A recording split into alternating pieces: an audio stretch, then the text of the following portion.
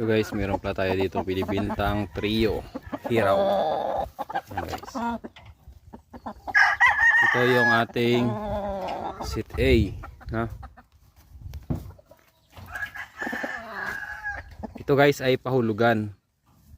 Puhulugan mo siya sa loob ng 1 taon. Ang hulog po ay 1,667, no? Kasi 20,000 yung presyo nito.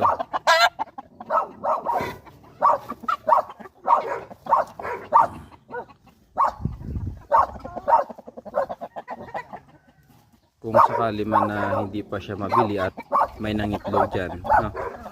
Yung itlog po, yan po ay ibibinta namin, no? Sa halagang 200 pesos ang itlog, no? Dito lang po yan sa Emery Game Farm.